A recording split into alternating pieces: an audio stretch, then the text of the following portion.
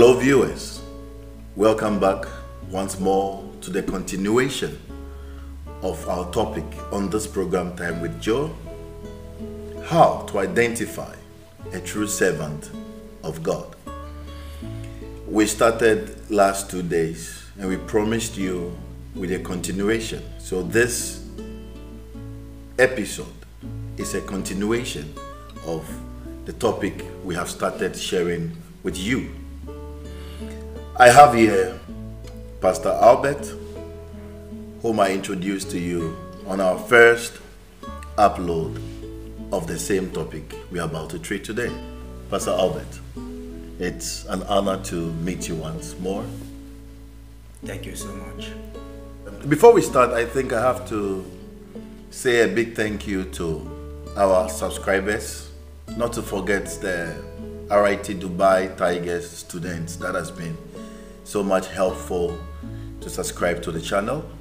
I would also like to say a big thank you to the family and friends that has been so much assisting with their comments and with their likes as well. Thank you once again for joining us on this show. Pastor, Thank you. with the topic we've been treating with regards to identifying a true servant of God, we hinted on few points, and especially you started by giving the description of identification. Yeah. That identification, if I can remember, you said it cannot be narrowed down to one thing because everybody has the perspective of how they see things. Yeah. Sure. Today we are continuing the program. Of course. Sure. And the question still stands.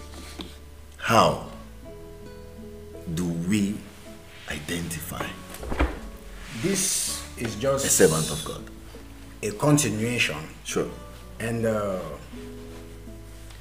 when you look at the Bible in 2 Corinthians chapter 11, verse 3 to 4, Okay.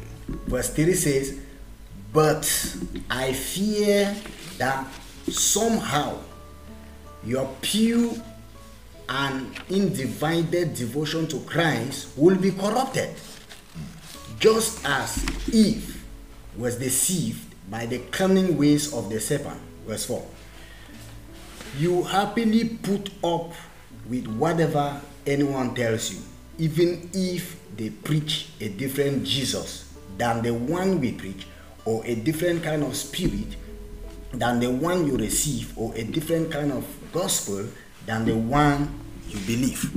Now, when you look at things like this, you will see that in the days of the Apostle Paul, he was faced with equal challenge. This was a man who was trying to defend the ministry against false apostles. Okay. Apostles that were preaching a gospel that was contrary to the gospel of Jesus Christ. So he was trying to defend the ministry because that it was his responsibility to defend his followers. Sure. And to make sure that these followers are not derailed. So, but it is still a challenge because you cannot give birth to a newborn baby and then you expect that baby to automatically develop in all aspects of their life to your imagination. That means you give birth to a child today and then you are expecting that that child will automatically grow up, to maturity, and then that child will be able to detect good and evil. It doesn't go that way. That is the reason why you are a leader. So Apostle Paul demonstrated this quality of leadership to this particular church, because this was the church in Corinth. Sure. he didn't mention this thing in other churches because maybe those followers there, they were mature. So he could not be comparing this church with other churches. Okay. But when he viewed the Christians, the followers that were in this church, pertaining to the world that he found himself in, he had to bring in this advice to them. So these are things that we must understand. And I want to make it categorically clear in this place, because this is very difficult. It's not just as easy as we say it, that how you will identify a true servant of God and this. Yes. What is the reason?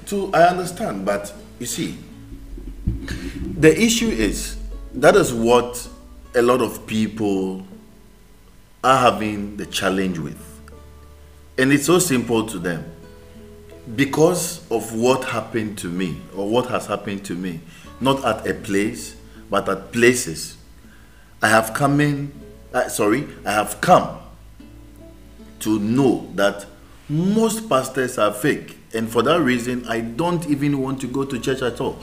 These were the exact words of a friend I had an encounter with. I understand.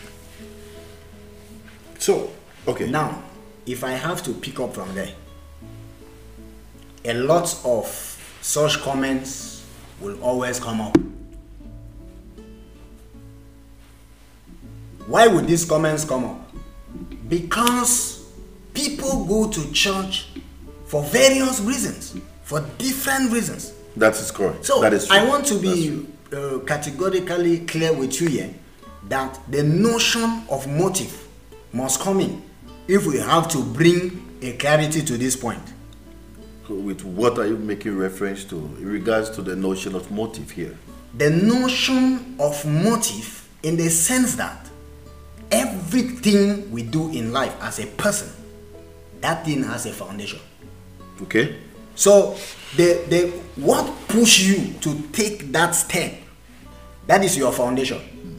And if that foundation is faulty, that foundation, whatever thing that will be founded or that will be built upon that foundation, is automatically bound to collapse. Anything that is built on a faulty foundation, it must collapse. And our foundation here is the motive. Okay. This is the motive. What pushed you into church? Because a lot of people nowadays, they go to church for different reasons. But Pastor, and because of these wrong motives, these wrong intentions that you have developed within you, out of anxiety, you are bound to fall into the hands of a false preacher. Are you saying that before, let me say in general, I would say a churchgoer or a Christian, yeah, sure, goes to church, or this particular person or people or this group of people, that some has resulted to not going to church at all, yeah, and are sitting home, and others might be in churches but are considering to give up going to church, okay, with the same notion? What are you trying to say, that they went to church with a perspective, which that perspective was not a notion they should have gone to the church with, and for that reason that resulted with them finally picturing a servant of God? Very correct. As not of God. Very correct. Now, a servant of God may be of God, just like I said before. Sure. And according to you, according to your own opinion, he is not of God. Yeah. Based on maybe your selfish interest. Sure. But I'm not refusing the fact that if I may ask, I need to be asking questions, because that's okay. A lot of people sitting and watching have different questions in their minds. So whatever comes into mind that I think is a question that will help a viewer, probably if not you, someone, I must chip in whilst the man of God is speaking to ask the question. Now, you made a statement that because of their selfish interest, yeah, I want you to explain a little bit, in quotes, what you mean by selfish interest. Now, like I said before, a lot of things push people to church. But for example, I can even name, I know when it comes to number believe one is marriage. I believe that. I believe that. Only one thing should be a driving force of our Christianity. The only reason why you should go to church should be because of love. You love God and you went to church because of love. You want to serve God. This should be the only driving force. Because, you know, when we are talking about false teachings in scriptures, such as 2 Corinthians chapter 11 verse 3 to 4, we will also see Matthew chapter 7 verse 15 to 20. When you look at scriptures like this and scriptures that are talking about false teaching, what are these false teachings? These teachings are teachings that will give you a false impression about God. And many people have put up such teachings, giving their followers false impression about God. So when these followers finally come to the realization that what you told them is not what is happening, they become very frustrated. It's fine. I would like to ask, I know, please hold on that point. Coming to the realization, how do they arrive at that realization? Good. Now, maybe somebody came to church because came to church with the notion that, since I am due for marriage, I'm almost getting to 35 years. This is common with women, with ladies who are so desperate, they are so anxious. They want to get married by all costs. You know, this factor alone pushed them into the church. And now they are looking for a husband. Their focus is not God. And other people, maybe you heard the gospel that, if you sow, you will reap. He that soweth, you understand? You get messages like that. Okay. And now and such you empty you practice that word. You sow. Are you saying that messages of sowing and reaping aren't of God as well? No. Don't misunderstand me. Yes, not only me. Like I say, I represent the viewers. I understand. Sure. Don't misunderstand me. Okay. When I'm quoting instances, okay, because the first thing that enters into someone's mind becomes your motive, and that becomes what? The force behind your reaction.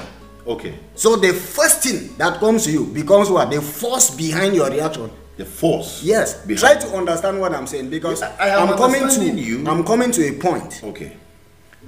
When the first thing that has penetrated your spirit is what I'm talking about. You're going to church because you want a miracle. You're anxious. So the dilution. You're going to church. You want a wife. You want a husband. You are going to church because you have received the gospel that if you sow sparingly, you will reap sparingly. Now, this makes you start thinking that God is a money doubler. Okay. You understand? Okay. This makes you start thinking that there are women in church that God will share to you. You will have your own. It makes you start thinking that there are husbands everywhere. God will give your own husband. Okay. But this is very, very misleading. I'm sorry to say it. It's very, very misleading. Why? Because this was not the primary aspect of the gospel. If you look at the primary aspect of the gospel, you will see it in Matthew chapter 6 verse 33. The Bible says, seek first. Seek first. So this is where I talk about the motive now. Sure. Seek first the kingdom of God, which means what is pushing you, what is driving you towards God is your service for Him. You love God and you want to follow Him, you want to serve Him. This is all. But the Bible says, when this is accomplished, And then the secondary aspect of it, which is what? The addition of the wife, the addition of the business, the addition of the husband, the addition of anything, it comes as the secondary. But when you start minoring on the measure and majoring on the minor, you already have a problem. So it makes it very difficult for you to even identify who is false or who is true, because an anxious man will always mislead himself. An anxious man will always mislead himself or herself, being for a woman, I would say. One thing I would also like to chip in with is, there are people who saw the miracles on social media platforms. Okay. And by that means, they visited the church. Okay. Some had testimonies, not by people preaching to them. So there are ways and means. The members also went to the church. Not always what has been preached to them, but probably, during church services, there are different kind of categories. We have the intercession times, we have the praises and worship, we have the testimony times. There are so many program lined up for the church, for especially Sunday services. So people might have, or someone might have chanced on a testimony time, and based on what the Lord did for the person, an unbeliever or a viewer might just say, wow, then I think I have to go and consult this God and take this my burden to him. For example, let's say someone was giving a testimony of how miraculously a debt was paid for. This is someone listening to the program and has so much debt. Came to the conclusion that, man, I have to find myself at this church because I think this God of this man of God is a powerful God. Okay. This person went to the church expecting that there's going to be a miracle, like you said. So the person went to the church with the notion of going to have solution to the financial challenges he or she may be going through.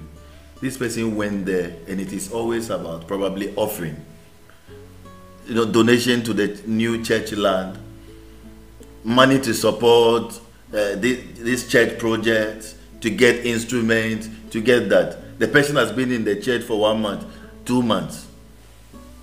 He or she is not seeing results. There will come a challenge.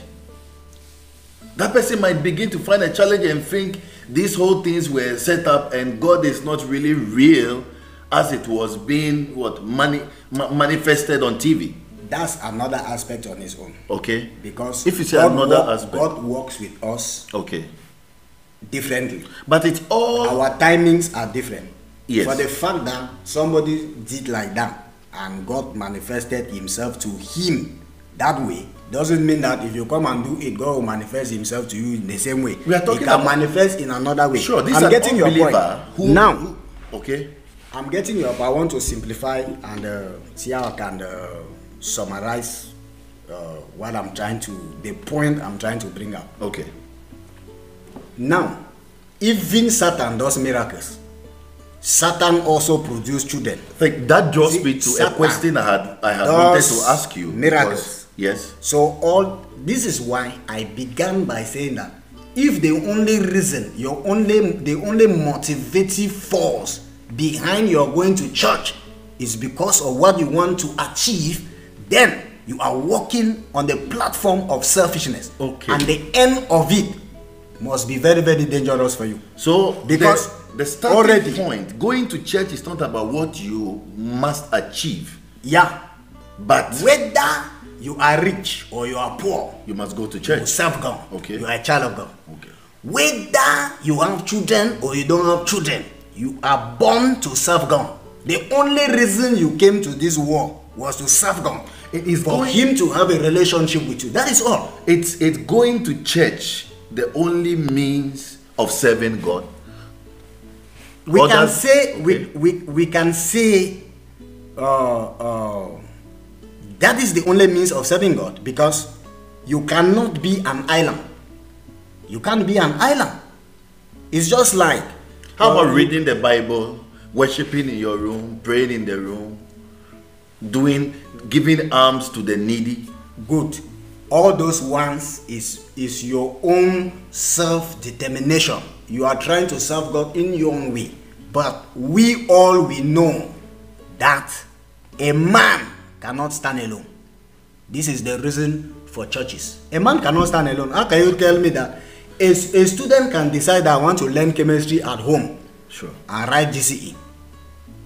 But when someone teaches that student will begin to understand that it is good to have collective knowledge than having one self-knowledge. So everybody can learn. You can stay at home, and do many things. Then that answers the question. Is concerned. That answers the question. But we go to church because we need someone to enlighten us, to show us the way. Just like what I was saying yesterday. Okay. In the first episode, I said we need someone that can show us the light. Is a light that can show us the way. Okay. Someone that can see, because in every given setup there must be a person in that setup that is more advanced than you. When we accept this fact, we will easily grow. That's true. Someone must be there that you will consult in case of difficulties, because you cannot say you can stand alone. This is the reason why when you give birth to a child, that child needs assistance to grow.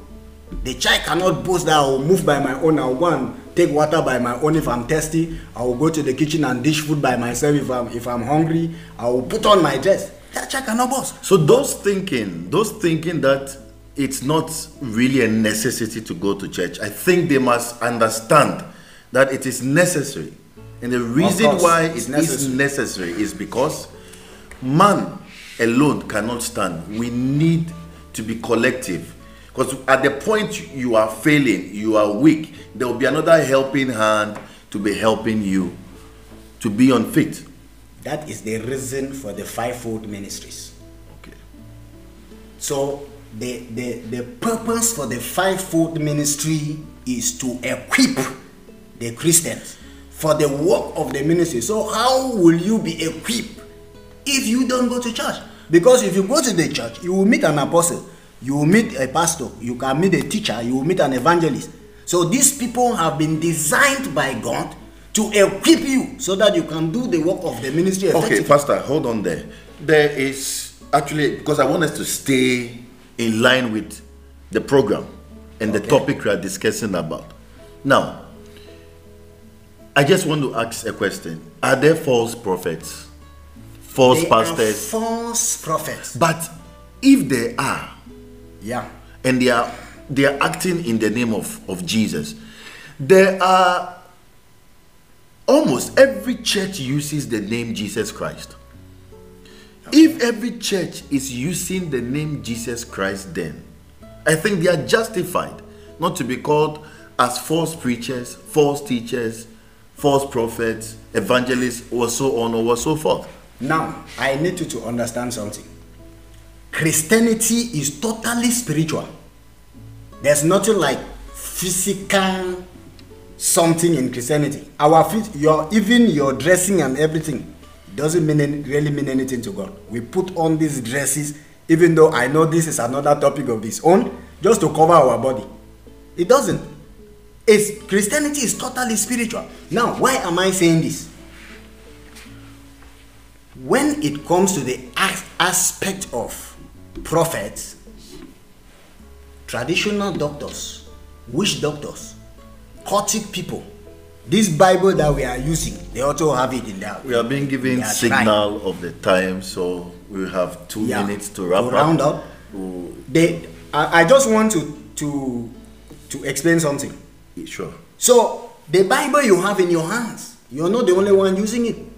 Some witch doctors use that Bible. They call the name Jesus. So I think we will round up here, but our viewers should get ready for part 3. There must be. It's very broad, because Part 3. I want to really be fed and to be convinced to the core. And I believe so do our viewers also wants to be fed to the core, believing and knowing how to identify who a true man of God is.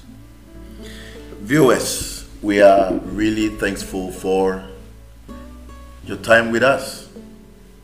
We thought we could have ended the program today, today, and come your way with a different topic. We have different topics to be treating with different personalities. This program is not religious centered only. It cuts across. Thank you for making time with us on Time with Joe. I have been your host, Joe Newson, and our guest has been Pastor Albert Inde. Thank you.